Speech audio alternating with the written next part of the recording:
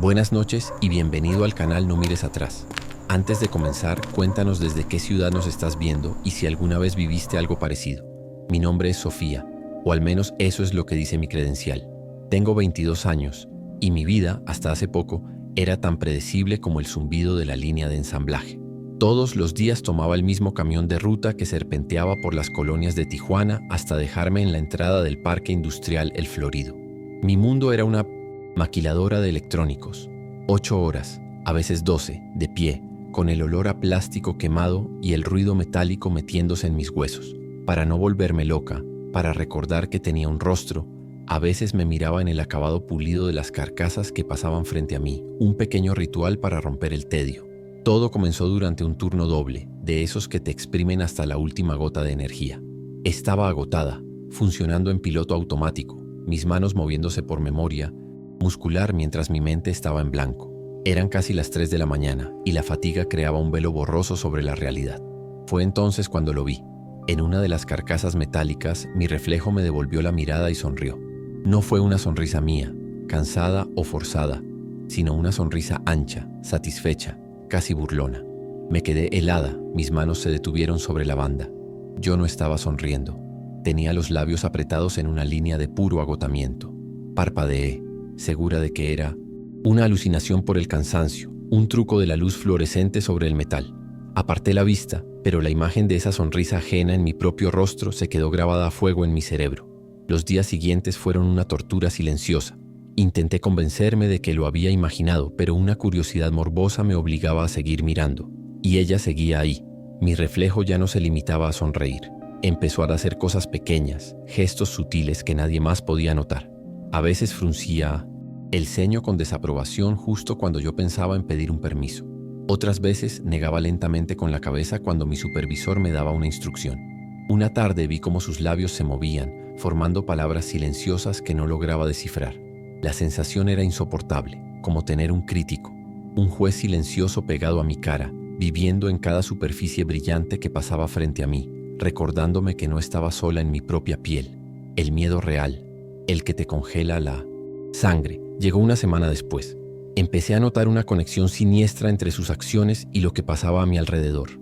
Vi a mi reflejo imitar con una mueca cruel a Jorge, un compañero de la línea de al lado, mientras se estiraba la espalda. Un segundo después, Jorge lanzó un grito ahogado y cayó de rodillas, con un dolor agudo que lo mandó directo a la enfermería. Más tarde, vi a mi otra yo hacer un gesto de asco mientras miraba a Laura beber su café. Acto seguido, a Laura se le resbaló el vaso, derramando el líquido hirviendo sobre su brazo.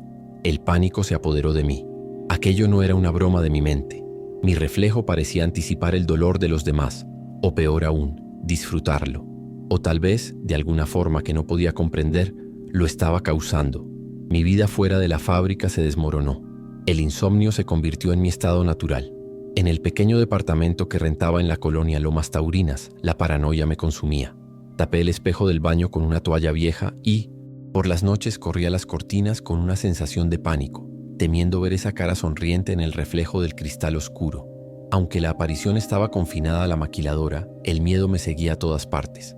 Dejé de hablar con mis compañeros, aterrada de que cualquier palabra mía provocara una reacción en mi reflejo.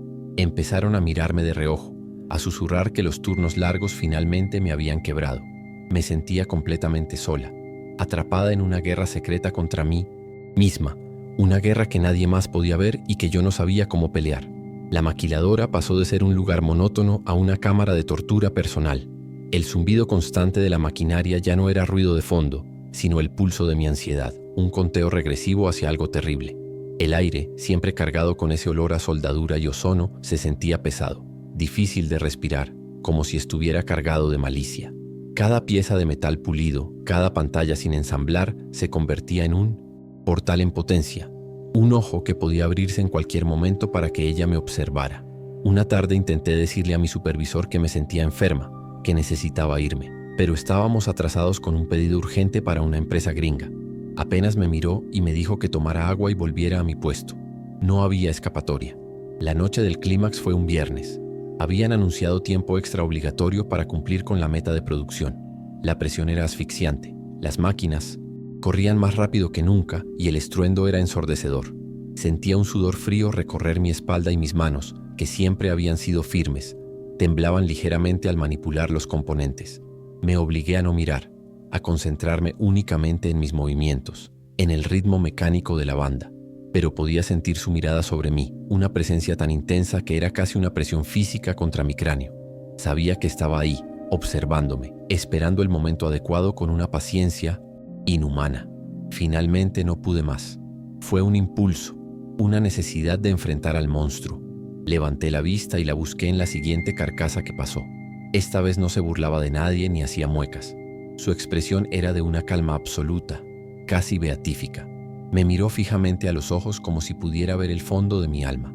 Entonces, muy lentamente, levantó su mano y señaló hacia la enorme prensa hidráulica que estaba a unos metros, la máquina que usábamos para sellar los armazones. Su dedo era firme, y con una claridad que me heló los huesos, hizo un gesto inequívoco, una invitación silenciosa para que metiera mi brazo allí. No hubo sonido, pero en mi mente fue un grito. Una ola de terror puro, primitivo, me barrió por completo, mi corazón golpeando mis costillas con una fuerza brutal. No grité. De mi garganta solo salió un sollozo ahogado, un sonido animal.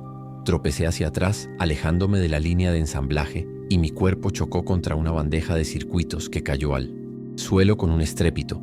Todos se giraron a verme, sus rostros una mezcla de irritación por el ruido y vaga preocupación. Mi supervisor me gritó por mi nombre, pero su voz sonaba lejana, distorsionada. Yo solo podía ver esa mano en el reflejo, ese gesto que me ofrecía la aniquilación. Sin pensarlo 2 veces me di la vuelta y corrí. No me detuve a recoger mi bolso, ni mi suéter, ni a checar mi tarjeta de salida. Corrí como si mi vida dependiera de ello, atravesando las puertas de la fábrica, pasando junto a los guardias de seguridad del parque industrial y saliendo a la noche fría y solitaria de Tijuana, sin aliento, como si hubiera estado sumergida bajo el agua durante años. Eso fue hace 6 meses. Nunca volví. Ahora vivo con una tía en playas de Rosarito. No trabajo, no puedo. Cada espejo en su casa está cubierto con sábanas. Cada ventana tiene las cortinas cerradas permanentemente. Le tengo pánico a los charcos que se forman después de la lluvia y ni siquiera soy capaz de mirar la pantalla apagada de un celular. Sé que ella sigue ahí fuera, en algún lugar, esperándome en una superficie pulida. A veces, en el silencio de la noche, siento un tirón extraño, una tentación enferma de solo echar un vistazo, de buscar un reflejo para ver si sigue ahí. Vivo aterrorizada de que un día lo haga y la persona que me devuelva la mirada ya no sea solo un reflejo. Ella ganó. Me robó la vida sin haber puesto un solo pie fuera de esa maldita fábrica. Lo que les voy a contar no tiene monstruos ni fantasmas obvios. Es algo más quieto, más triste. Mi nombre es Javier. Tengo casi 50 años y mi vida siempre ha sido de rutinas. Durante 15 años fui parte del equipo de limpieza nocturna del metro de la Ciudad de México. Mi tramo era el más solitario de todos. El larguísimo túnel de transbordo que conecta las estaciones Hidalgo y Guerrero. Un pasillo interminable, silencioso, donde el único sonido después de la medianoche era el eco de mis propias pisadas y el chirrido de las ruedas de mi carrito. El olor a ozono y a concreto húmedo era mi perfume. La soledad mi única compañera. Era un trabajo simple, honesto, y en esa quietud yo había encontrado una especie de paz. Esa paz se rompió una madrugada de martes. Serían cerca de las 3 de la mañana, la llamada hora muerta, cuando no queda ni un alma en los túneles. Justo a la mitad del pasillo, en el centro exacto de las baldosas, vi algo. Era un zapato, un único zapato de niño, de piel gastada, con la punta raspada y un aire de haber sido usado para jugar mucho. Me pareció extraño, pero en el metro uno se encuentra de todo. Sin darle más importancia, lo recogí con la mano enguantada, lo sentí extrañamente pesado y lo tiré en el gran bote de basura de mi carrito. Terminé mi turno y me fui a casa. Pero a la noche siguiente, ahí estaba otra vez. Mismo lugar, misma hora. El mismo zapato viejo y solitario. Al principio pensé que era una broma pesada de alguno de mis compañeros. ¿Quién se tomaría la molestia de hacer algo así? Pero la broma continuó noche tras noche sin falta. Se convirtió en parte de mi rutina. Llegar a la mitad del túnel, ver el zapato esperándome, sentir una punzada de fastidio y angustia, recogerlo y tirarlo a la basura. Cada vez que lo hacía, un escalofrío me recorría la espalda. El objeto en sí no era amenazante, pero su persistencia, su obstinada forma de volver al mismo punto exacto, desafiaba toda lógica. Ese pasillo, que antes era mi refugio de silencio, se empezó a sentir cargado, como si contuviera una pregunta que yo no sabía cómo responder. Una noche la situación escaló a un nuevo nivel de extrañeza. Me agaché para recoger el zapato como siempre, pero al acercar la mano me detuve. Escuché un sonido. Era increíblemente débil, casi imperceptible entre el zumbido lejano de los ventiladores del túnel. Un quejido, un llanto ahogado de un niño. Venía del zapato. Me lo acerqué al oído, con el corazón martillándome en el pecho. El sonido estaba ahí, un lamento frágil y desolado que parecía vibrar en el cuero gastado. Luego, tan rápido como empezó, se detuvo. Me quedé inmóvil mirando el zapato en mi mano. El viento, me dije. Son las tuberías. Pero en el fondo de mi alma sabía que no me estaba engañando a mí mismo. A partir de esa noche, el túnel se convirtió en un lugar de acecho. Ya no solo era el zapato y el llanto ocasional. Empecé a ver cosas, o, mejor dicho, a sentir que las veía. Mientras barría, o trapeaba el largo pasillo, por el rabillo del ojo captaba un movimiento fugaz. Una sombra pequeña que corría y se escondía detrás de una de las columnas de concreto. Giraba la cabeza de golpe con el corazón en la garganta, pero nunca había nada. Solo el pasillo vacío y la luz parpadeante de los tubos fluorescentes. Pero yo sabía lo que había visto. La silueta inconfundible de un niño corriendo, jugando un juego macabro del que yo era el único participante. El zapato, el llanto y ahora la sombra. Todo se estaba uniendo en una pesadilla lenta y silenciosa. Yo, que siempre fui un hombre tranquilo y de pocas palabras, me volví una persona nerviosa y asustadiza. El silencio que antes me calmaba ahora me oprimía. Se sentía pesado, lleno de susurros que no podía entender. Durante el día apenas dormía. Cerraba los ojos y veía el zapato en medio del pasillo. Oía el eco de ese llanto perdido. Mis compañeros del turno diurno empezaron a notar mi cambio. Me veían más callado, más flaco, con unas ojeras que delataban mi falta de descanso. Me preguntaban si estaba bien, si tenía problemas en casa. Yo solo me encogía de hombros. ¿Cómo podía explicarles que le tenía miedo a un zapato de niño y a una sombra que jugaba a las escondidas en un túnel del metro? Me sentía ridículo y sobre todo profundamente solo. Llegó una noche en la que supe que no podía más. Habían pasado semanas de esta tortura. Mi alma estaba cansada. El ritual nocturno de encontrar el zapato se había vuelto una carga insoportable. Esa madrugada, mientras caminaba hacia el centro del túnel, tomé una decisión. No lo iba a tocar. No iba a participar más en ese juego. Llegué al punto de siempre y ahí estaba, esperándome, como un ancla en medio de la nada. El llanto esa noche era más claro, más fuerte, y no parecía venir del zapato, sino de más adelante. Sentí como si me estuviera llamando, tirando de mí. Con un nudo en el estómago pasé de largo junto al zapato y seguí la dirección del sonido. El llanto me guió hacia una parte del muro que había limpiado miles de veces, pero en la que nunca me había fijado. Había una puerta de mantenimiento, de metal grueso y completamente oxidado, con una placa que decía alta tensión, casi borrada por el tiempo. El sonido venía inequívocamente de detrás de esa puerta. Conforme me acercaba, sentí una corriente de aire helado que salía de las rendijas, un frío antinatural, húmedo, que no correspondía a la temperatura del túnel. Me calaba hasta los huesos. Levanté una mano temblorosa para tocar el metal, para intentar abrirla, pero me detuve. Un terror visceral, una advertencia que venía de lo más profundo de mi ser, me gritó que no lo hiciera, que lo que fuera que había ahí dentro no debía salir. Me quedé ahí parado, no sé por cuánto tiempo, con la mano suspendida en el aire helado a centímetros del metal oxidado. El llanto del otro lado era desconsolador, una súplica que me partía el alma, pero el miedo era más fuerte. Era un miedo antiguo, un instinto de supervivencia que me decía que hay puertas que nunca deben ser abiertas. Di un paso hacia atrás, luego otro. Le di la espalda al llanto y a la puerta y caminé sin mirar atrás. Dejé el zapato tirado en medio del pasillo. No terminé mi turno. Subí directamente a las oficinas de la superficie y con la voz temblorosa le pedí a mi jefe de turno un cambio inmediato a cualquier otra línea, a cualquier otro horario. Le dije que era un asunto personal urgente. No hice preguntas y por la mirada en Aeons, mi rostro, él tampoco las hizo. Me concedieron el traslado. Ahora trabajo de día en la línea 9, la que va por la superficie. Estoy rodeado de gente, del ruido de los vagones y del caos de la ciudad. Nunca más volví a la soledad de los túneles nocturnos. Sin embargo, el silencio de aquel pasillo nunca me ha abandonado. Lo llevo dentro de mí. Tengo una opresión constante en el pecho, una melancolía que se instaló en mis huesos esa última noche y que no se va con nada. Ya no soporto los pasillos, vacíos ni el silencio. Me mudé a un departamento más pequeño para no tener que caminar por corredores largos. Nunca supe qué o quién lloraba detrás de esa puerta, y creo que esa es la verdadera condena. No haber encontrado un monstruo, sino una pregunta que sé, con toda certeza, me va a perseguir hasta el último día de mi vida.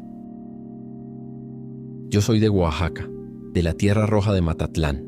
Mi nombre es Ricardo y a mis 55 años soy el último de una línea de maestros mezcaleros. Heredé el palenque de mi padre, así como él lo heredó del suyo. Es un lugar humilde, de adobe y vigas de madera, donde el aire huele a agave cocido, a humo y a tierra. Por generaciones hemos hecho el mezcal de la misma forma, cociendo las piñas en el horno de tierra, moliéndolas con la tahona de cantera que gira lentamente y fermentando el ise o ese dost, mosto en grandes tinas de madera de sabino. Era un legado de orgullo, un ritmo de vida que yo creía conocer de memoria. El cambio, sutil al principio, comenzó en una de esas tinas, la más vieja de todas, la que mi abuelo talló con sus propias manos. Una noche, mientras revisaba que todo estuviera en orden, escuché un sonido que no pertenecía al palenque. No era el burbujeo normal de la fermentación ni el canto de los grillos. Era un zumbido grave, profundo y rítmico que parecía emanar de las profundidades de la tina. Era como el ronroneo de un animal gigante o un canto bajo y constante. Puse la mano sobre la madera y sentí la vibración. Era algo nuevo, algo que mi padre nunca mencionó, una anomalía en un proceso que había sido sagrado e inmutable por casi un siglo. Cuando llegó el momento de destilar el contenido de esa tina, lo hice con una mezcla de curiosidad y aprensión. El resultado fue desconcertante. El mezcal que salió del alambique de cobre era perfecto, demasiado perfecto. Tenía una suavidad y una complejidad de sabores que yo jamás había logrado. Era una bebida celestial, el tipo de mezcal que gana premios y forja leyendas. Lleno de un orgullo renovado, pensé que había descubierto un secreto de la fermentación, una bendición. Esa misma semana compartí unas cuantas botellas con mis primos y algunos vecinos de confianza, celebrando lo que yo creía que era el inicio de una nueva era dorada para nuestro palenque familiar. Pero la celebración duró poco. A los pocos días mi primo me llamó. Su voz sonaba extraña, nerviosa. Me contó que desde que había probado mi nuevo mezcal sufría de pesadillas terribles, sueños vívidos en los que se ahogaba en un lodo espeso y oscuro. Luego, una vecina me detuvo en el camino, sus ojos abiertos por el miedo para decirme que sentía una paranoia constante, como si una sombra la siguiera a todas partes. Uno por uno, todos los que lo probaron reportaron lo mismo. Un sabor divino seguido de un tormento mental. Mi orgullo se transformó en un hielo que me recorrió las venas. Aquel mezcal perfecto era de alguna manera un veneno para el alma. Inmediatamente detuve toda la producción de esa tina. La aislé, marcándola con una cruz de gis como si estuviera apestada. Pero el zumbido no se detuvo. Cada noche, cuando el sol se ocultaba detrás de los cerros y el silencio caía sobre Matatlán, el pulso grave y rítmico volvía, llenando el palenque con su presencia invisible. Se convirtió en una fuente de terror constante para mí. Ya no se trataba de un lote de mezcal echado a perder. Se trataba de algo vivo, algo que había echado raíces en el corazón de mi herencia. El miedo a la ruina económica fue reemplazado por un terror más profundo y primitivo. ¿Qué clase de cosa estaba alimentando con el agave sagrado de mi familia? ¿Y por cuánto tiempo había estado ahí sin que nos diéramos cuenta? Necesitaba ver qué había adentro. Esperar a que terminara la fermentación y vaciar la tina se sentía como una cobardía, como darle tiempo a que esa cosa se escondiera o se disolviera. Tenía que verlo en su estado natural, en medio del líquido espeso que era su hogar. La solución me la dio la modernidad, un extraño contraste con la antigüedad de mi problema. Le pedí prestada su pequeña cámara de acción a mi sobrino, de esas que usan los turistas para grabar sus aventuras. Era resistente al agua. La idea se formó en mi mente, simple y aterradora. Ataría la cámara a una soga y la bajaría a las profundidades de la tina. Mis manos sudaban solo de pensarlo. Esa noche esperé a que todos en la casa durmieran. Fui al palenque con la pequeña cámara en una mano y una linterna en la otra. El aire alrededor de la tina maldita se sentía más frío, y el olor del mosto fermentado era más agrio, casi nauseabundo.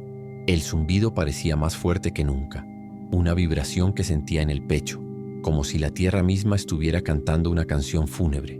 Encendí la cámara, asegurándome de que estuviera grabando, y con el corazón en la boca la fui bajando lentamente con la cuerda.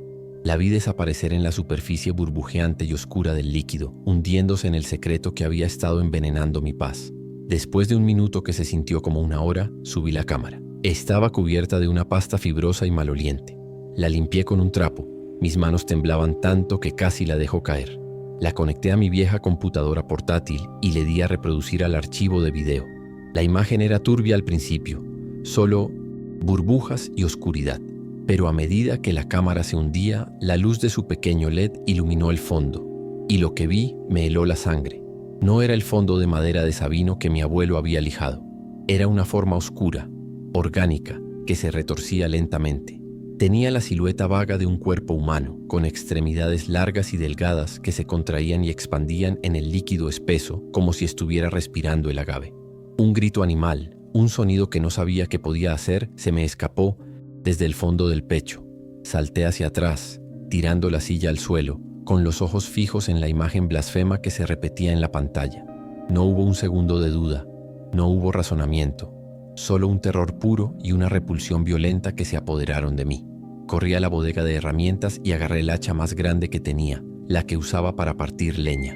Impulsado por una fuerza que no era la mía, volví a la tina y empecé a golpearla con una furia ciega. La madera vieja crujía y se partía. Con cada hachazo, un torrente de ese líquido espeso y maloliente se derramaba sobre el piso de tierra de mi palenque, empapando la herencia de mi familia con su esencia profana. Cerré el palenque al día siguiente. Clavé un letrero en la puerta que dice cerrado hasta nuevo aviso. Pero mi corazón sabe que es para siempre. Ahora vivo con una culpa que me carcome por dentro. El terror de lo que casi vendo, de lo que casi ofrezco al mundo como una bendición. Miro las otras tinas, silenciosas y dormidas, y no puedo evitar preguntarme si esa cosa tenía familia, si otras larvas esperan pacientemente en la oscuridad. ¿Lo sabía mi padre? Mi abuelo se dio cuenta y guardó silencio. ¿Ese sabor legendario del que hablaban los viejos era el gusto de esa abominación? Esa es la pregunta que me atormenta en mis noches de insomnio. La certeza de que durante generaciones mi familia no estuvo destilando el espíritu del agave, sino alimentando y cosechando una pesadilla. Mi nombre es Daniel. Durante 6 años, mi oficina fue el asiento del conductor de una combi. Mi vida era un circuito constante, una rutina que me sabía de memoria. La ruta nocturna que va desde el caos de Indios Verdes hasta las entrañas de Ecatepec. Conozco esas calles como la palma de mi mano. El olor a diésel, el sonido del motor cascado, los baches que te sacuden los huesos y las caras cansadas de la gente que vuelve a casa en la oscuridad. Era un trabajo duro, a veces peligroso, pero era predecible. Y en mi línea de trabajo lo predecible es bueno. Todo empezó hace cosa de 1 año. La rutina se rompió por un detalle, una pieza que no encajaba. Apareció un pasajero nuevo. Lo recogía siempre en la misma parada, una de las peores de la ruta, un tramo desolado junto a un canal de aguas negras apenas iluminado por un farol que parpadeaba. El hombre era gris. Su ropa, su cara sin expresión, su forma de moverse. No era viejo ni joven, simplemente era. Cada noche hacía la parada. Subía en silencio. Me pagaba con las monedas exactas, sin decir buenas noches ni gracias. Y se iba a sentar hasta el fondo, solo. Nunca miraba por la ventana. Solo se quedaba ahí, quieto. Al principio no le di importancia. En esta ruta sube gente de todo tipo. Pero su regularidad era matemática, inhumana. Misma parada, misma hora, mismas monedas exactas, mismo asiento al fondo. Noche tras noche, sin faltar una sola vez durante 1 mes. Los otros pasajeros, los habituales, cambian. A veces toman un taxi, a veces salen más temprano del trabajo, pero él no. Él era una constante, un punto fijo en mi mapa nocturno. Empecé a sentir una extraña ansiedad al acercarme a su parada, una tensión en los hombros, como si en lugar de a un pasajero estuviera a punto de recoger a una cita inevitable con algo que no entendía. La verdadera inquietud, la que se te mete en la sangre, llegó una noche cuando me di cuenta de algo imposible. Estaba llegando a la base al final de la ruta, y la combi estaba vacía. Me acordaba perfectamente de haberlo subido a él, pero no recordaba haberlo bajado. Traté de hacer memoria, de recordar el sonido del timbre, su voz pidiendo la parada. Nada. La noche siguiente puse más atención. Y la siguiente. Y la siguiente. Fue entonces cuando lo supe con una certeza que me heló por dentro. Yo nunca veía bajar a ese hombre. En algún punto del trayecto, entre las calles oscuras de Ecatepec, el hombre simplemente dejaba de estar ahí. Comencé a observar con más atención y me di cuenta de que no era el único que lo sentía. Su presencia enrarecía el aire de la combi. Cuando ese hombre subía, las conversaciones se apagaban. La gente que venía mensajeando en su celular levantaba la vista, incómoda. Noté que las señoras se bajaban 1 o 2 calles antes de su parada habitual, casi corriendo sin mirar atrás. Los jóvenes que solían quedarse hasta el final de la ruta empezaban a pedir la bajada mucho antes. Pronto se volvió una garantía. Para cuando llegaba, a la mitad del recorrido por Santa Clara, ya no quedaba nadie más. Solo éramos él, en el asiento de atrás, y yo con un nudo de miedo en la garganta. Mi trabajo se transformó en una prueba de resistencia. La ruta nocturna, que antes era solo cansada, ahora era aterradora. Mis manos sudaban sobre el volante al acercarme a la parada del canal. Sentía su presencia silenciosa detrás de mí como un peso físico. Después de que el último pasajero normal se bajaba, yo pisaba el acelerador, deseando que el viaje terminara, que la tortura de ese silencio compartido acabara. El sonido del motor de la vieja Urban parecía resonar el doble en el vacío, y cada sombra que cruzaba la carretera me hacía saltar. Ya no era un conductor, era un hombre que huía de su propia sombra, noche tras noche. Después de un mes entero de esta pesadilla silenciosa, no pude más. El miedo me estaba enfermando, me estaba volviendo loco. Necesitaba una respuesta, aunque fuera la peor de todas. Esa noche tomé una decisión. No iba a apartar la vista. Lo iba a vigilar hasta que pasara algo. Cuando el último pasajero se bajó, sentí el cambio en la atmósfera, la quietud que anunciaba mi tiempo a solas con él. Ajusté el espejo retrovisor, mi corazón bombeando con fuerza contra mis costillas. Enfoqué su rostro gris, inexpresivo, y me juré a mí mismo que no parpadearía, que no me perdería el truco. Conduje por las calles oscuras, mis ojos divididos entre el camino y el espejo. Él no se movía. Era una estatua, un maniquí. La tensión era tan grande que me dolía la cabeza. Y entonces parpadeé. Fue un parpadeo normal, involuntario, de 1 segundo, pero fue suficiente. Cuando mis ojos se volvieron a enfocar en el espejo, el hombre ya no estaba. El asiento estaba vacío. Pisé el freno con toda mi fuerza y las llantas de la combi chillaron en el asfalto solitario. Me giré bruscamente mirando hacia atrás. No había nadie, solo una mancha oscura y húmeda sobre el vinilo del asiento, como si algo se hubiera derretido, dejando un rastro de su inexistencia. El pánico es una bestia que te vacía por dentro. No pensé, no razoné, no me acerqué a ver la mancha. Metí primera con un rechinido y pisé el acelerador a fondo, conduciendo como un demente por las calles vacías. No me importaron los topes, ni los semáforos, ni los perros callejeros. Solo quería llegar a la base, a la luz, a la gente. Cuando por fin vi las otras combis estacionadas, frené en seco, dejando el motor encendido y la puerta abierta. Bajé temblando y le dije al despachador que me sentía mal, que tenía que irme. No esperé respuesta. Caminé y luego corrí a casa, con la imagen de ese asiento vacío y húmedo ardiendo detrás de mis ojos. A la mañana siguiente, con las manos aún temblorosas, me preparaba un café mientras veía las noticias locales en una televisión vieja. Estaban transmitiendo un reportaje desde Ecatepec. Unos reporteros hablaban desde la orilla de un canal. El mío, mi canal. Habían encontrado un cuerpo, un hombre, que llevaba semanas en el agua. La cámara hizo un acercamiento al lugar exacto donde lo sacaron. Era justo al lado de la parada de autobús donde él subía cada noche. Sentí que el piso se me abría. La taza se me resbaló de las manos y se hizo añicos en el suelo. Ese mismo día fui a las oficinas y puse en venta mi concesión. Perdí dinero, pero gané paz. Ahora trabajo en un taller mecánico. Me ensucio las manos con grasa, con cosas reales y sólidas. Pero ya no manejo de noche. Nunca. Porque sé que, durante un mes, mi último pasajero no buscaba llegar a casa. Solo estaba terminando el viaje que la muerte le interrumpió. Mi historia empieza como la de tantos otros estudiantes foráneos. Me llamo Luis y llegué a Puebla lleno de sueños y con un presupuesto muy apretado. Después de mucho buscar, encontré lo que parecía una ganga. Un cuarto en renta en una casona antigua en el corazón del barrio del Artista. El lugar era precioso por fuera, con sus balcones de hierro forjado y su portón de madera, pero por dentro olía a polvo y a tiempo acumulado. Mi cuarto era enorme, con techos altísimos y un suelo de madera que crujía con cada paso. A pesar de lo viejo, me sentía feliz, independiente al fin. La primera semana fue de pura adaptación, aprender a moverme por la ciudad, las primeras clases en la universidad. Pero en la segunda semana empecé a notar algo. Por las noches, cuando me sentaba a estudiar y el ruido de la calle se calmaba, escuchaba una melodía. Era increíblemente tenue, casi un espejismo sonoro, como una cajita de música tocando muy muy lejos. Me levantaba, pegaba el oído a la pared, miraba por la ventana. No venía de la calle ni de los otros cuartos. Tras varias noches de investigación, logré ubicar la fuente con más o menos certeza.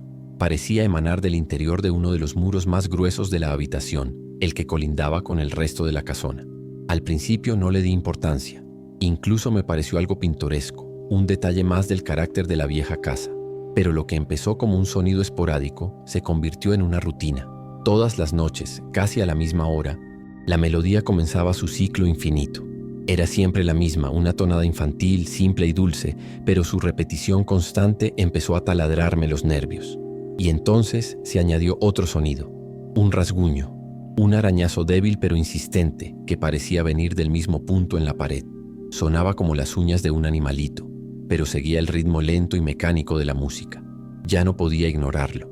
El sonido dual de la melodía y los rasguños me estaba impidiendo dormir, me tenía constantemente en un estado de alerta. Un día me armé de valor y fui a hablar con el casero, un señor mayor, algo cascarrabias, que vivía en la planta baja. Se lo expliqué todo intentando no sonar como un loco. Él ni siquiera levantó la vista del periódico. «Son las tuberías, muchacho», me dijo con fastidio. «La casa es vieja, tiene sus ruidos, te acostumbrarás». Su indiferencia me hizo sentir estúpido y solo, pero yo sabía con una certeza que me helaba la piel que aquello no era el sonido del agua, corriendo por una tubería. La respuesta llegó de la forma más inesperada posible. Unas semanas después, una tarde, la tierra tembló. Fue un sismo leve, de esos que apenas sacuden los platos y hacen que las lámparas se mecen, algo común en Puebla. Yo estaba en mi cuarto y sentí la vibración. No duró más de unos segundos, pero en una casa tan vieja fue suficiente. Escuché un crujido seco y un golpe sordo. Cuando el polvo se asentó, vi que un trozo de yeso del tamaño de un plato grande se había desprendido de la pared de la música. Y detrás, la verdad quedó expuesta. No era un muro sólido. Alguien, hace mucho tiempo, había tapado un hueco con ladrillos y una capa de cemento barato. La fuente de mi tormento nocturno tenía una ubicación física. El miedo que había sentido se mezcló con una curiosidad irrefrenable. Tenía que saber qué había ahí dentro. Esperé a que el casero saliera a hacer sus compras y con un martillo y un destornillador viejo empecé a picar la argamasa que unía los ladrillos. Estaba sorprendentemente suelta, como si el trabajo se hubiera hecho con prisa, sin cuidado. Uno a uno fui sacando los ladrillos, revelando una cavidad oscura y polvorienta dentro del grueso muro de adobe. El aire que salió de ahí era frío y olía a encerrado, a tierra seca. Apunté la linterna de mi celular hacia el interior. En medio de las telarañas y el polvo de décadas había un solo objeto, una pequeña caja de madera. Mi corazón latía con fuerza contra mis costillas. Metí la mano en el hueco frío y oscuro y mis dedos rozaron la caja. Sentí una descarga helada como si tocara un bloque de hielo. La saqué con cuidado y la llevé hacia la luz de la ventana. Era una caja de música, sin duda. Estaba sucia, con algunas incrustaciones de nácar apenas visibles bajo la mugre, pero se notaba que alguna vez fue un objeto hermoso. En el instante en que la saqué del muro, la melodía que me había acosado por semanas se detuvo por completo. El silencio en el cuarto fue tan absoluto, tan pesado que se sentía mucho más amenazante que el propio sonido. Sostenía la caja entre mis manos sin atreverme a abrirla. La música había cesado, pero la sensación de presencia era más fuerte que nunca. Pasé un dedo por la tapa para limpiar un poco el polvo y ver mejor los grabados. En el preciso momento en que mi piel tocó la madera, el silencio se rompió. Pero no fue la música. Fue un susurro, justo al lado de mi oído derecho. Una voz de niña, tan clara como si estuviera parada a mi lado, pero fría como el hielo. Y con una posesividad que me paralizó el alma, dijo una sola palabra: «Devuélvemela». Solté la caja como si me quemara. Cayó al suelo de madera con un golpe seco y sordo. Me arrastré hacia atrás, lejos de ella, con los ojos desorbitados por el terror, incapaz de procesar lo que acababa de oír. El aire a mi alrededor se sentía gélido. No grité. El miedo era tan intenso que me robó la voz. En un impulso de pura supervivencia, me puse de pie de un salto, agarré mi cartera, las llaves y el celular, y salí disparado de la habitación. Bajé las escaleras de 3 en 3, el corazón amenazando con salírseme del pecho. Pasé como un rayo frente a la puerta del casero y salí a la noche del barrio del artista sin mirar atrás ni por un segundo. Dejé toda mi vida en ese cuarto. Mi ropa, mis libros de la universidad, mi computadora. Nada de eso importaba. Rompí el contrato de alquiler al día siguiente por teléfono. Perdí el depósito, por supuesto. Ahora vivo en un complejo de departamentos nuevos y sin alma al otro lado de la ciudad. Las paredes son delgadas y se oye todo, pero prefiero eso al silencio. A pesar de todo, no he logrado dormir una noche completa desde entonces.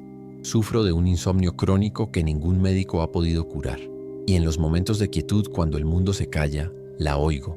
La melodía de la caja de música empieza a sonar en mi cabeza, un fantasma sonoro que me persigue. Y a veces, justo cuando estoy a punto de caer rendido por el cansancio, siento un frío repentino junto a mi cabeza y sé que ella está ahí, esperando que le devuelva lo que le robé.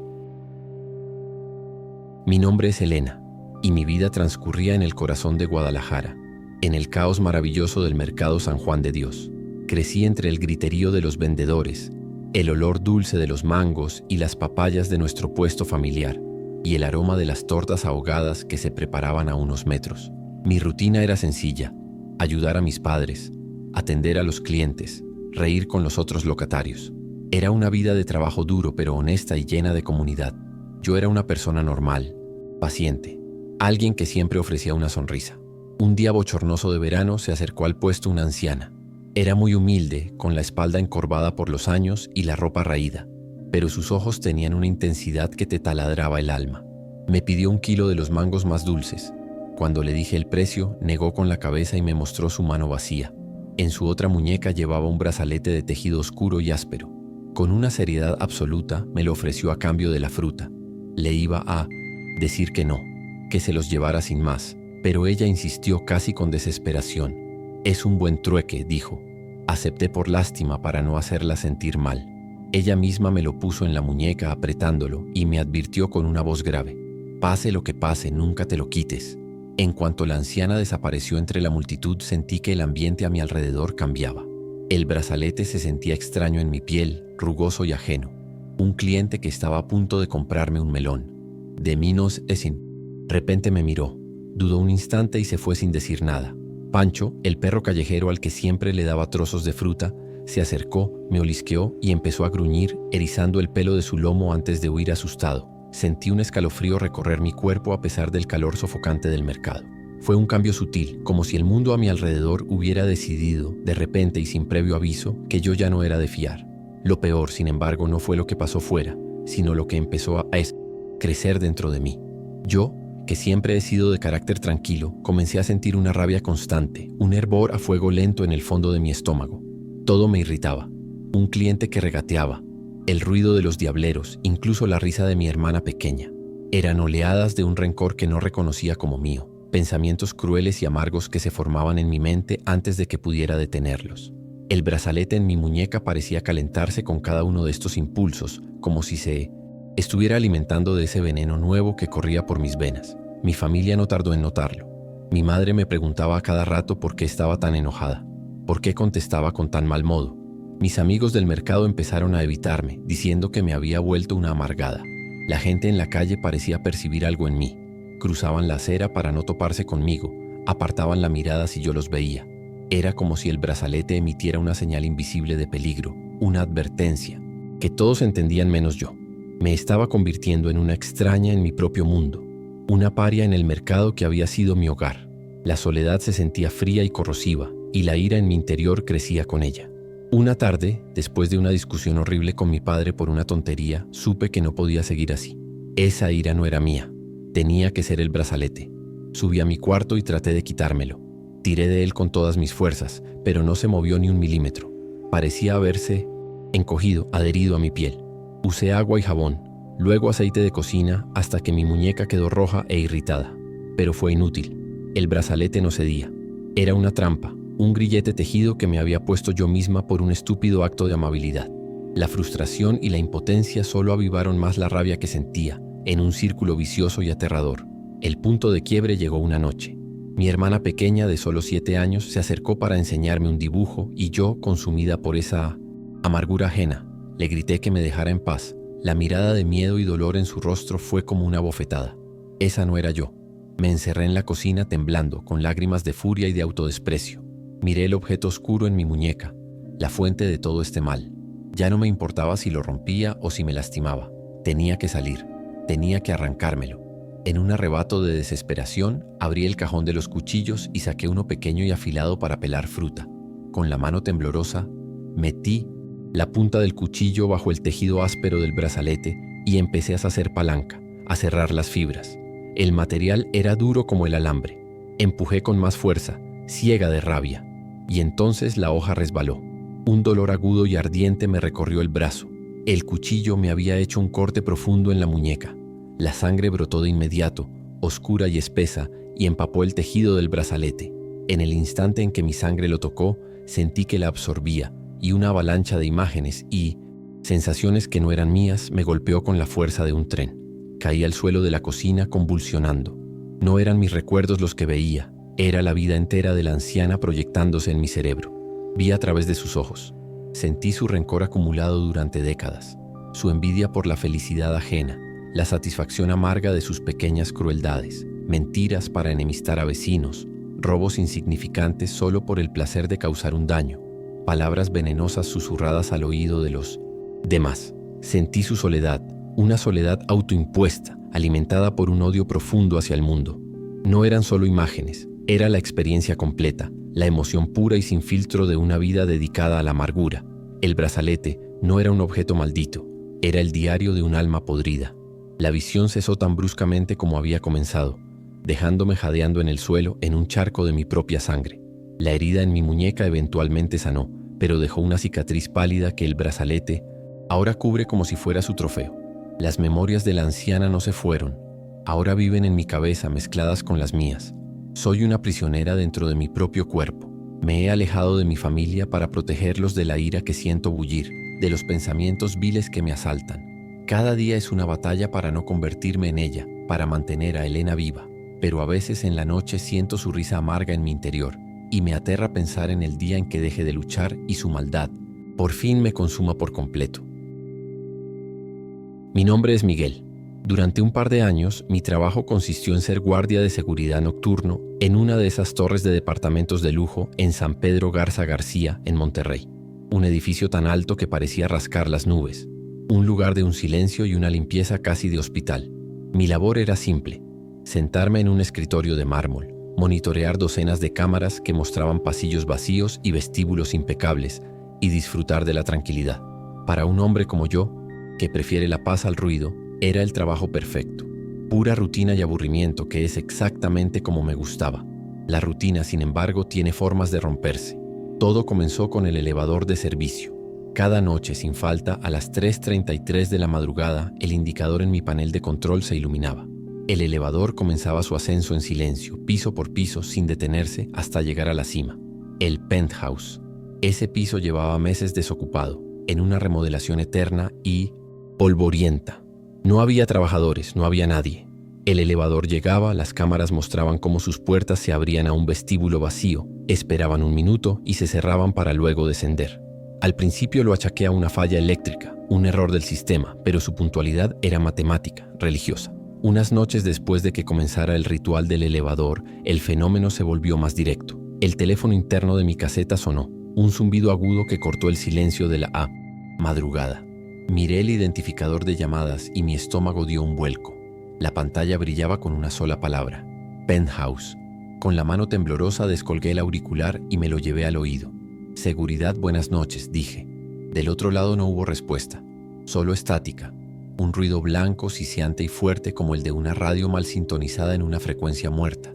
Se sentía como una llamada desde un lugar muy lejano. Colgué, con el corazón acelerado. A partir de entonces, la llamada se repitió cada noche, minutos después de la llegada del elevador. Mi atención se obsesionó con las cámaras del último piso. La mayor parte del tiempo, solo mostraban el vestíbulo desierto y la puerta del departamento.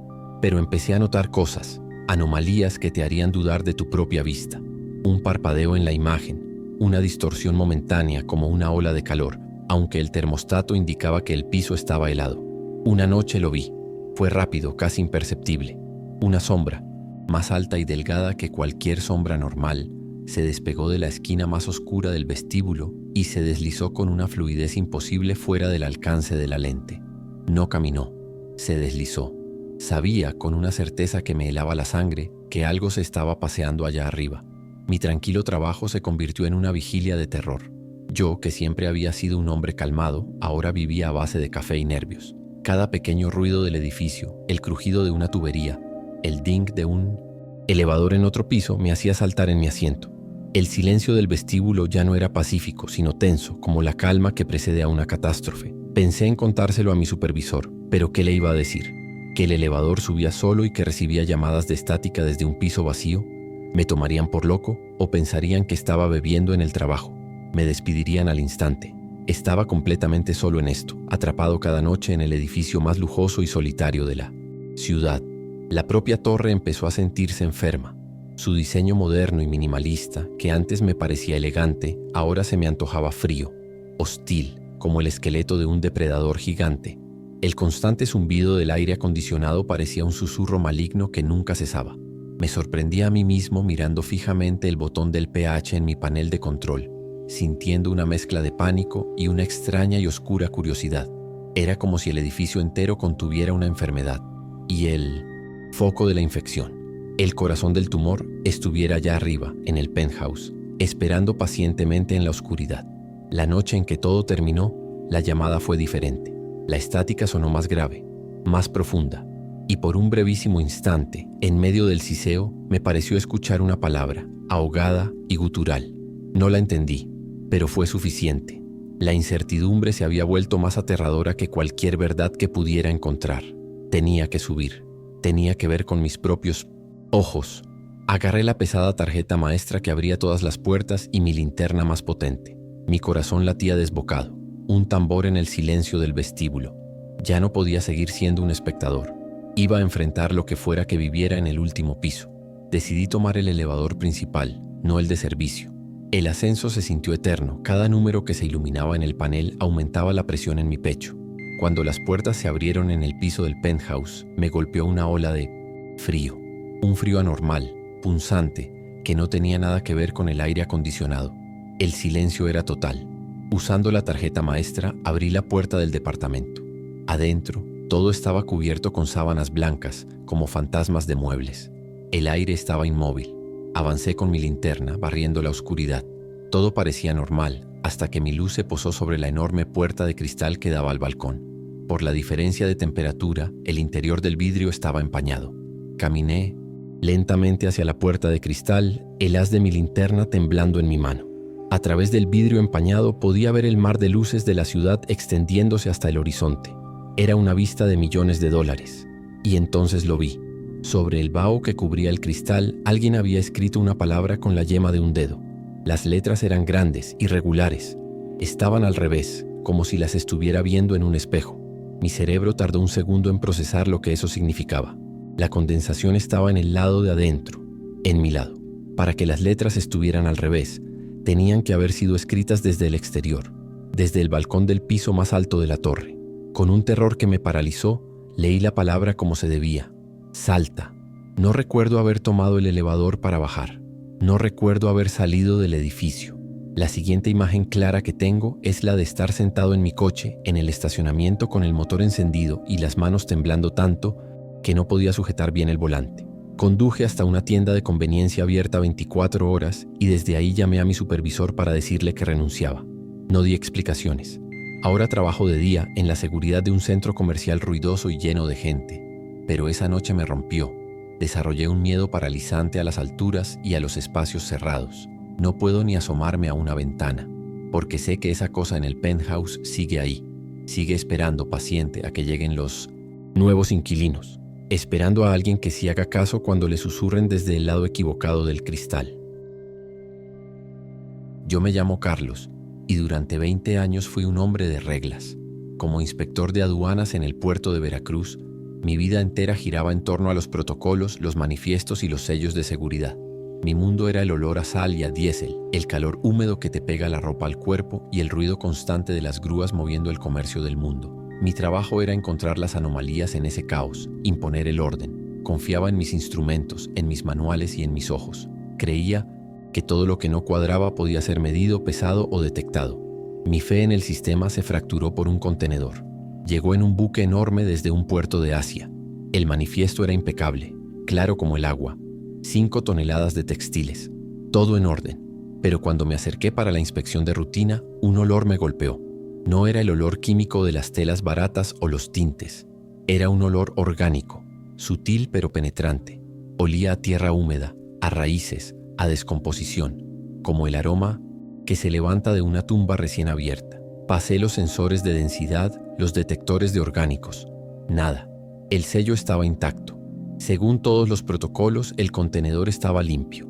Lo firmé y lo dejé pasar, pero no pude sacudirme la sensación de que algo estaba fundamentalmente mal. Una semana después lo vi de nuevo. Era el mismo contenedor. Reconocí el número de serie que se me había grabado en la memoria. Estaba en un patio de maniobras distinto, uno para la carga que va por tren, al interior del país. Pero según los registros del sistema, ese contenedor ya debería haber sido despachado días atrás. Lo reporté a mi supervisor, quien lo desestimó como un simple error de logística, algo que pasa todos los días en un puerto de este tamaño. Pero unos días después volví a verlo en otra zona. Ya no se sentía como un error. Sentía como si el contenedor me estuviera siguiendo, como si se negara a abandonar el puerto, como si me estuviera esperando. La verdadera angustia comenzó en mis noches. Empecé a tener pesadillas recurrentes, siempre la misma. En el sueño me encontraba atrapado en una oscuridad total, sofocante. No podía moverme, sentía un peso inmenso sobre mi pecho y mis extremidades. El pánico me invadía cuando me daba cuenta de que estaba enterrado vivo. Sentía el sabor de la tierra en mi boca, la suciedad llenando mis fosas nasales, mis pulmones ardiendo por la falta de aire. Despertaba siempre de golpe, jadeando, con la garganta seca y un sabor a tierra, fantasma que me duraba horas. El contenedor y su olor a tumba me estaban persiguiendo hasta en mis sueños. Mi trabajo se convirtió en una cacería. Durante mis turnos, mis ojos buscaban constantemente ese número de serie entre las montañas de contenedores. En mis descansos me metía al sistema informático para rastrearlo. Los registros eran un caos de información contradictoria. Aparecía como despachado en 2 fechas distintas, asignado a 3 trenes diferentes, pero yo sabía que seguía ahí, en Milat Posalis, algún rincón del puerto. Mi atención al detalle, la cualidad que me había hecho un buen inspector, se había transformado en una paranoia febril. Mis compañeros empezaron a mirarme raro, a susurrar sobre mi extraña fijación con un contenedor de textiles que para todos los demás ya no existía. La falta de sueño y la ansiedad constante empezaron a pasarme factura. Perdí el apetito, adelgacé. Mis manos, que siempre habían sido firmes para firmar documentos y manejar instrumentos, ahora temblaban. Ligeramente. El puerto, un lugar que conocía como mi propia casa, se sentía ahora como un laberinto diseñado para ocultarme algo. Y el olor a tierra húmeda, el olor a tumba, me seguía a todas partes. A veces, cenando con mi esposa, me llegaba una ráfaga de ese olor y se me revolvía el estómago. Me estaba desconectando de mi propia vida, arrastrado por una obsesión que no podía explicarle a nadie. Una noche lluviosa, durante un turno doble, lo vi. Estaba en un patio trasero, una zona poco muy iluminada que usaban para la carga abandonada. La lluvia golpeaba su techo metálico y el agua escurría por sus costados. El olor a tierra mojada era tan intenso que ahogaba el aroma salado de la tormenta. Fue en ese momento que algo dentro de mí se rompió. Las reglas, los años de servicio, el miedo a perder mi empleo, todo se desvaneció. Solo quedaba una necesidad abrumadora, una urgencia por saber, por abrir la caja y enfrentar el secreto que me estaba destrozando. Fui al cobertizo, lo de mantenimiento y tomé unas cizallas para cortar pernos. Me acerqué al contenedor. El ruido de mis botas chapoteando en los charcos era el único sonido además de la lluvia. El sello oficial de la aduana seguía ahí, brillante bajo la luz de mi linterna, un testimonio de que su interior no había sido perturbado. No me importó. Coloqué las mandíbulas de la cizalla sobre el grueso perno de acero del candado principal y apreté con toda la fuerza de mi desesperación. El metal cedió con un chasquido que resonó en el patio silencioso.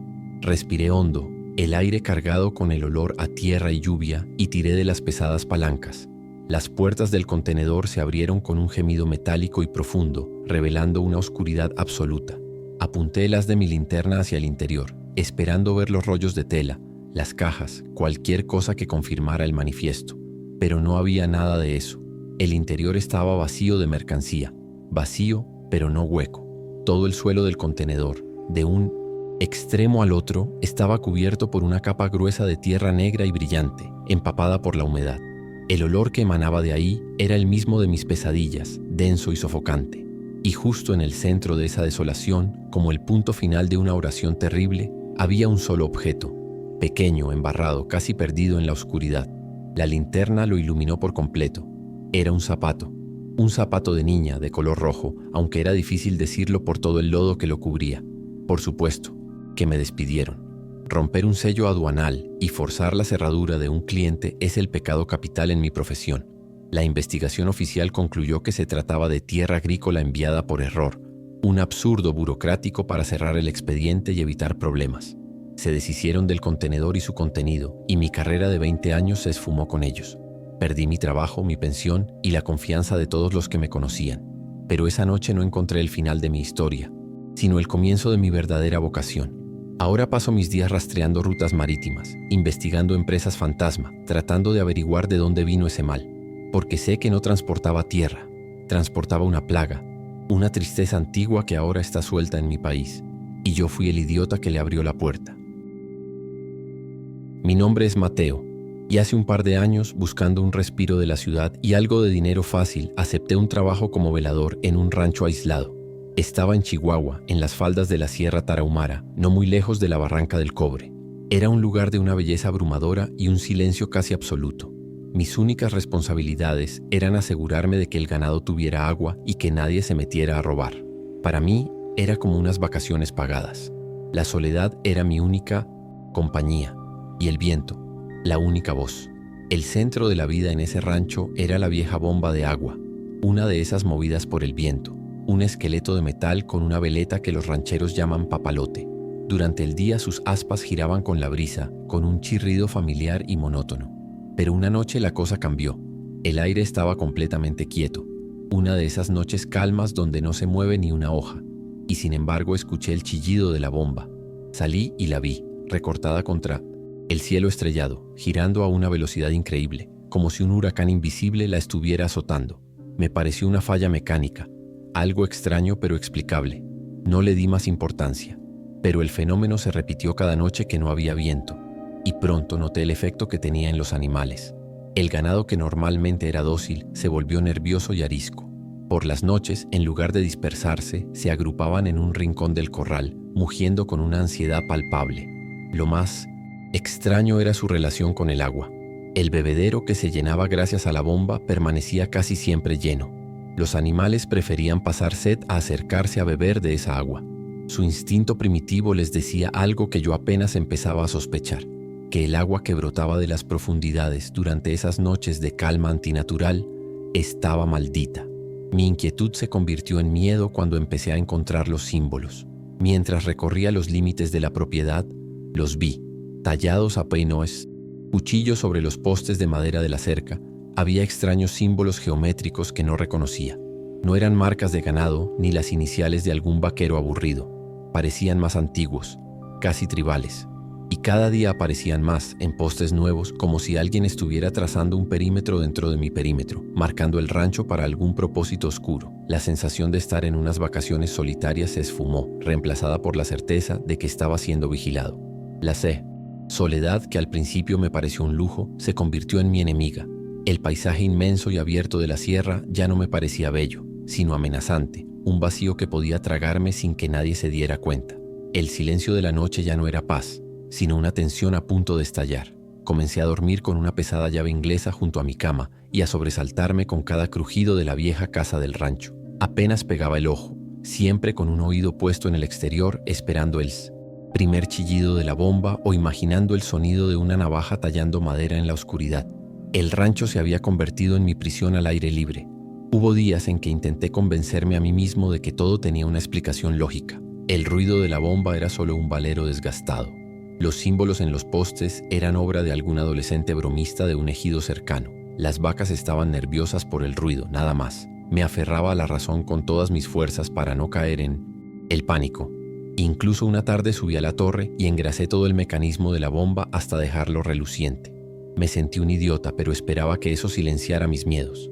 Sin embargo, esa misma noche, en medio de una calma total, el chillido volvió, tan agudo y desesperado como siempre. La noche que huí, el ruido fue distinto. No era solo el chillido metálico de siempre. Era un lamento, un grito de agonía del metal que resonaba por todo el valle y parecía arañar el cielo. Era un sonido antinatural, un sonido que te decía que las leyes de la física se habían roto.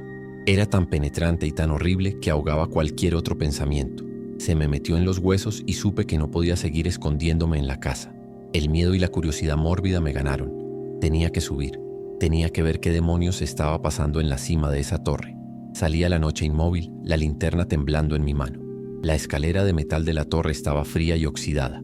Cada peldaño que subía, el grito de la bomba se hacía más y más insoportable. Cuando por fin llegué a la plataforma superior, casi me caigo por el vértigo del sonido.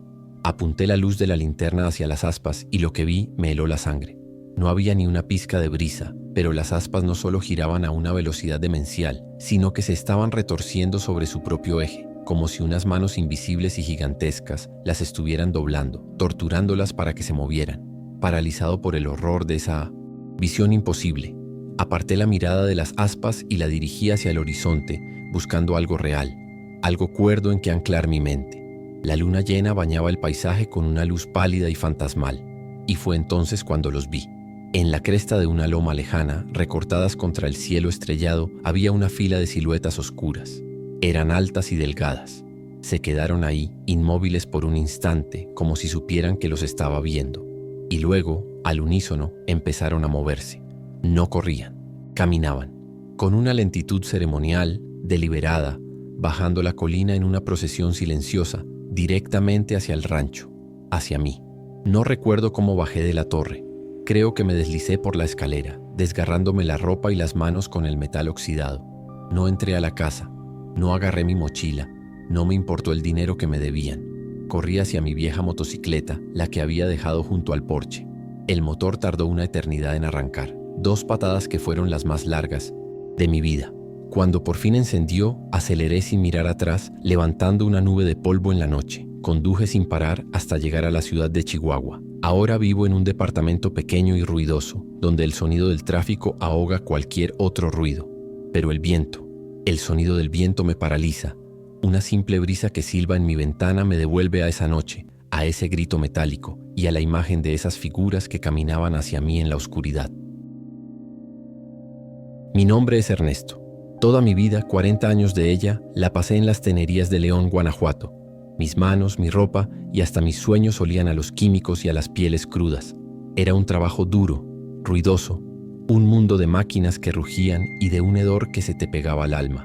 Ya estaba a punto de jubilarme, contando los días para poder sentarme en mi patio y respirar aire que no estuviera cargado de amoníaco y formaldehído. Estaba cansado y solo quería un poco de paz. En una de mis últimas semanas, mientras clasificaba un lote de cuero recién curtido, mis dedos sintieron algo fuera de lo común.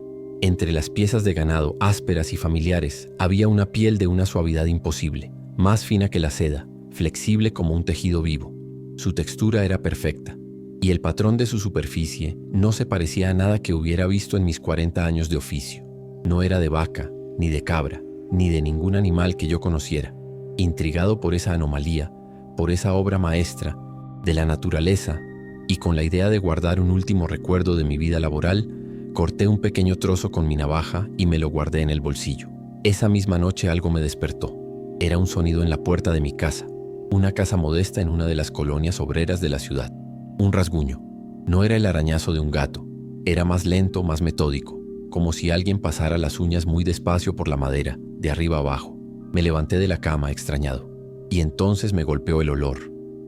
Tufo inconfundible y penetrante de los químicos de la curtiduría, ahí mismo en mi sala. Era tan fuerte que me picaban los ojos. Fui hasta la puerta, miré por la mirilla, pero la calle estaba vacía y silenciosa. El rasguño se detuvo, el olor se desvaneció. No pude volver a dormir. La experiencia fue demasiado real, demasiado extraña. Mi mente, inquieta, conectó inmediatamente el suceso con el trozo de piel que descansaba en el bolsillo de mi pantalón de trabajo. Lo saqué y lo observé bajo la luz, amarillenta de un foco.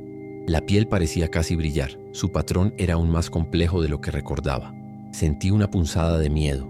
Recordé que mi hijo, antes de irse a trabajar al norte, había dejado en un armario su viejo microscopio de la escuela. Necesitaba una explicación lógica. Necesitaba ver de cerca qué era esa cosa que me había llevado a casa. Al día siguiente en la tenería, el ambiente se sentía distinto. O tal vez era yo el que había cambiado. Sentía las miradas de mis compañeros sobre mí, aunque nadie me prestaba especial atención.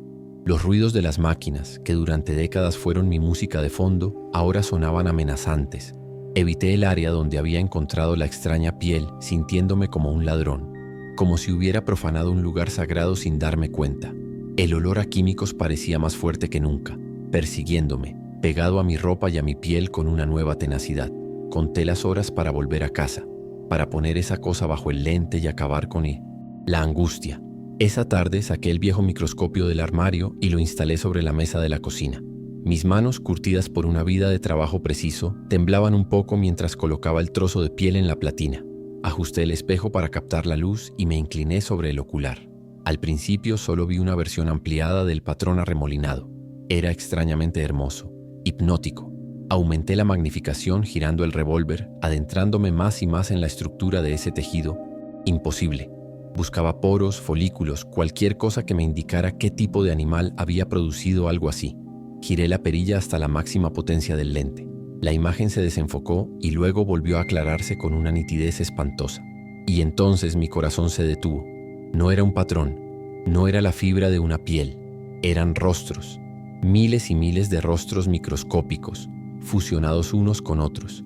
Estaban deformados, sus bocas abiertas en un grito silencioso y eterno, sus ojos desorbitados, por una agonía que trascendía la materia. La piel, esa piel increíblemente suave, era un tapiz compacto hecho del sufrimiento de incontables almas. Me aparté del microscopio con un grito ahogado, tropezando hacia atrás. En el mismo instante en que mi cerebro comprendió el horror que había visto, el sonido en mi puerta principal regresó, pero ya no era un rasguño, eran golpes. Golpes violentos, desesperados y sordos, que hacían vibrar la puerta en su marco. No era el puño de un hombre, era el sonido pesado y rítmico de un cuerpo grande lanzándose contra la madera una y otra vez, con una furia ciega y una necesidad animal. No quería entrar, quería derribar la puerta, quería recuperar lo que era suyo. El pánico me dio una claridad terrible. No era una persona, era la criatura a la que le había robado un trozo de piel y estaba en mi puerta. Sin pensar, corrí de vuelta a la mesa, arrebaté la pequeña pieza de la platina del microscopio, entré al baño y la arrojé al inodoro. Tiré de la cadena 1, 2, 3 veces, rezando a un Dios en el que no había pensado en años para que se la llevara lejos. Mientras el agua se arremolinaba por última vez, los golpes en la puerta cesaron de golpe. No se desvanecieron, simplemente se detuvieron. El silencio que cayó sobre la casa fue más pesado y más aterrador que toda la violencia anterior. Me jubilé la semana siguiente, tal como estaba planeado, pero la paz que anhelaba nunca llegó. Me deshice del trozo de piel, pero no de la maldición. Cada noche el rasguño vuelve. Es más suave ahora, más paciente, como si supiera que no tengo a dónde huir. Y el olor a químicos de la tenería todavía inunda mi casa a horas inesperadas. Un fantasma olfativo que solo yo puedo percibir. Vivo encerrado, con las ventanas y puertas siempre con seguro, prisionero de mi propio miedo. No sé qué era esa cosa, pero sé que le arranqué una parte de su ser. Y ahora está fuera, esperando, recordándome cada noche que nunca me perdonará por ello.